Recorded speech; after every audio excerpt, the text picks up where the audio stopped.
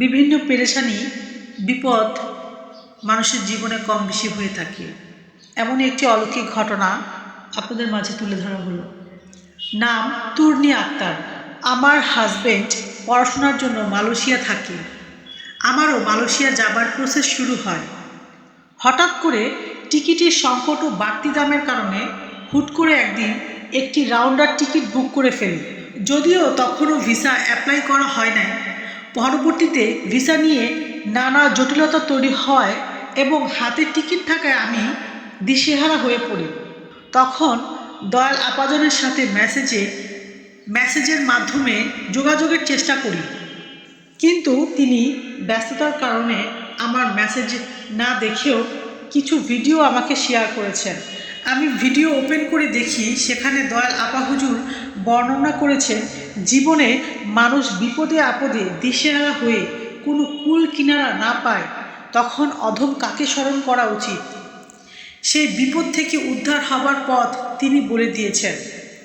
অতঃপর আমি আদব ভক্তি মহাব্বতের সাথে উঁচু করে দয়াল মায়ের জীবনী মোবারক পড়ার মানত করে পড়তে শুরু করি এবং দয়াল মায়ের কাছে আজিজি করে মনে মনে বলতে থাকি।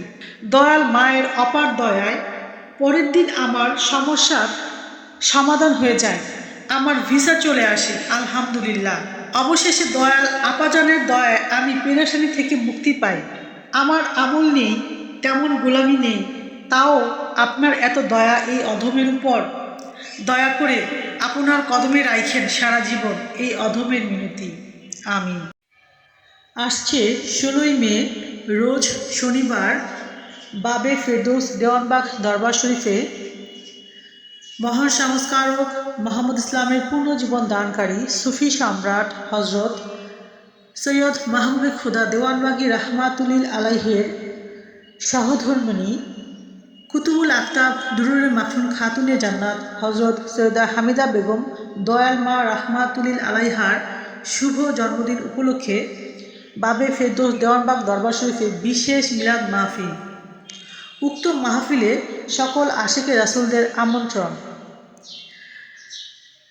স্থান মগবাজার চৌরাস্তা, রাজ্জাক প্লাজা। সময় সকাল 10টা থেকে শুরু। অনুষ্ঠান পরিচালনায় প্রফেসর ডক্টর সৈয়দা তাকলিমা সুলতানা মাদ্দা জিলহুল আলী।